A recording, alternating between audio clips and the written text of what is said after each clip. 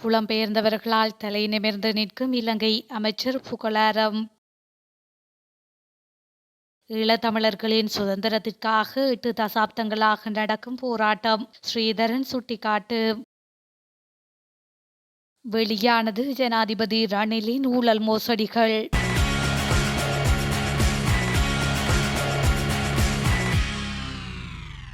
ஈழத்தமிழினத்தின் இறையாண்மைக்கு நீதி வேண்டி நாங்கள் மேற்கொள்ளும் அறவழி போராட்டங்களையும் அபிலாசை வெளிப்பாடுகளையும் சிங்கள தேசம் எப்போது புரிந்து கொள்ள தலைப்படுகின்றதோ அப்போதுதான் அர்த்தம் மிகுந்த இலங்கையை கட்டியெழுப்ப முடியும் என தமிழ் தேசிய கூட்டமைப்பின் நாடாளுமன்ற உறுப்பினர் ஸ்ரீதரன் தெரிவித்துள்ளார். யாழ்ப்பாணத்தில் நேற்று இடம்பெற்ற தமிழ் மக்கள் கூட்டணியின் முதலாவது தேசிய மாநாட்டில் கலந்து கொண்டு உரையாற்றும் போதே அவர் இதனை குறிப்பிட்டுள்ளார்.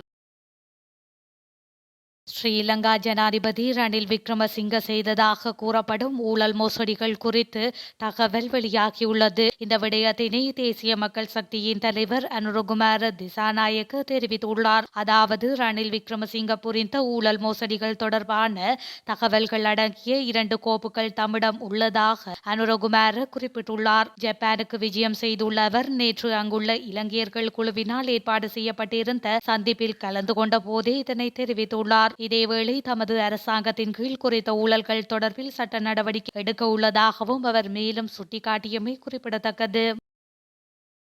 இலங்கை ஒரு நாடாக காலூன்றி நிற்க வெளிநாட்டு ஊழியர்கள் பெரும் பங்காற்றியுள்ளனர் என தொழில் மற்றும் வெளிநாட்டு வேலைவாய்ப்பு அமைச்சர் மனுஷ நாணயக்கார தெரிவித்துள்ளார். குருடாகல் சத்தியவாதி விளையாட்டரங்கில் நேற்று இடம்பெற்ற இகமனிக கரசர நிகழ்ச்சியின் ஆரம்ப நிகழ்வில் கலந்து கொண்டு உரையாற்றும் போதே அமைச்சர் மனுஷ நாணயக்கார மேற்கண்டவாறு குறிப்பிட்டுள்ளார். அதன்படி வெளிநாட்டு ஊழியர்கள் 2019 ஆண்டில் இலங்கைக்கு 6.1 பில்லியன் டாலர்களை அனுப்பியுள்ளதாக கூறிய அவர் அது 2022 ஆண்டில் 3 பில்லியன் டாலர்களாக குறைந்து போனதாகவும் கூறியுள்ளார். அந்த வகையில் ஜனாதிபதி ரணில் விக்ரமசிங்கவினால் முன்னெடுக்கப்பட்ட வேலை திட்டத்திற்கு வலு சேர்க்க இந்த வருடத்தின் இதுவரையான காலப்பகுதியில் 12 பில்லியன் டாலர்களை வெளிநாட்டு தொழிலாளர்கள் இலங்கைக்கு அனுப்பியுள்ளதாகவும் தெரிவித்துள்ளார். அனைத்து நிறைவேற்று அதிகாரமற்ற அரசு ஊழியர்களின் சம்பளத்தை அடுத்த மாதம் முதல் 5,000 ரூபாவினால் அதிகரிப்பது தொடர்பில் ஜனாதிபதியின் கவனம் செலுத்தப்பட்டுள்ளதாக ஜனாதிபதி அலுவலக வட்டாரங்கள் தெரிவித்துள்ளன.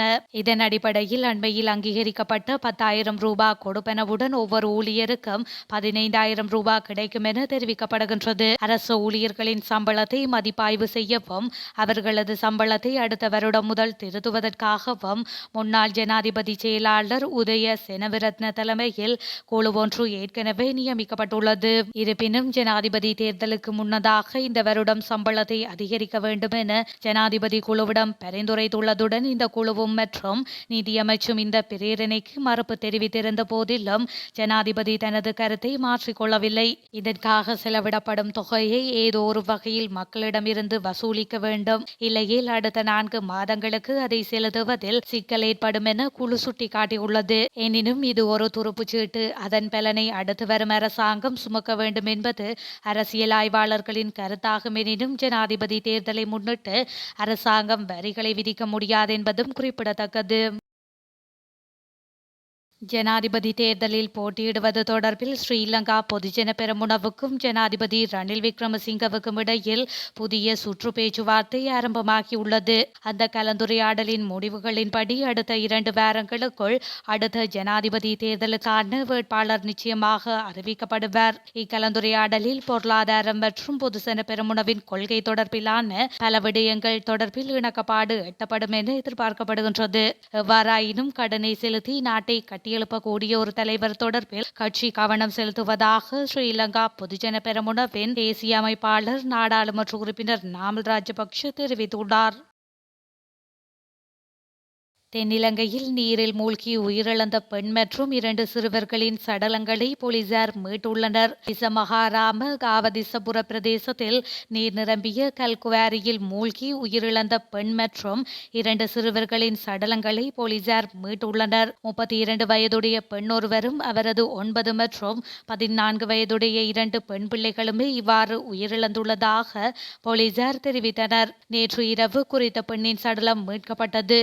அத்துடன் இரு பிள்ளைகளின் சடலங்களையும் தேடும் பணிகள் தொடர்ந்த நிலையில் இன்று அவை மீட்கப்பட்டுள்ளன. நேற்று மதியம் தாயும் 2 பிள்ளைகளும் இந்த கல்குவாரியில் குளிப்பதற்கு சென்றுள்ளனர். நீரில் மூழ்கி இந்த மரணங்கள் ஏற்பட்டிருக்கலாம் என போலீசார் சந்தேகம் வெளியிட்டுள்ளனர்.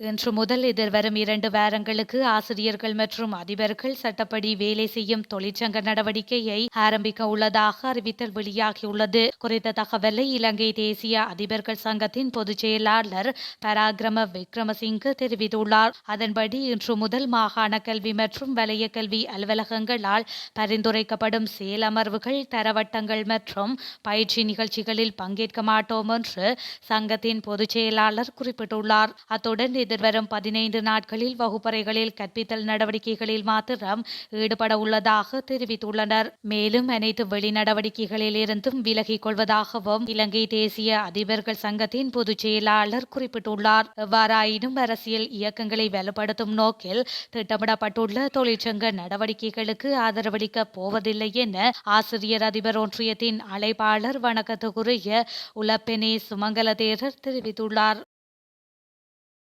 கிளப் வசந்த என்று அழைக்கப்படும் சுரேந்திர வசந்த பெரேரா உள்ளிட்ட 2 வரை சுட்டுக் கொன்ற சம்பவம் தொடர்பில் விளக்கமறியலில் வைக்கப்பட்டுள்ள பிரதான சந்தேக நபரான துலான் சஞ்சய் ரகசிய வாக்குமூலம் ஒன்றை வழங்க விரும்புவதாக நீதிமன்றத்திற்கு அறிவித்துள்ளதாக கூறப்படுகின்றது.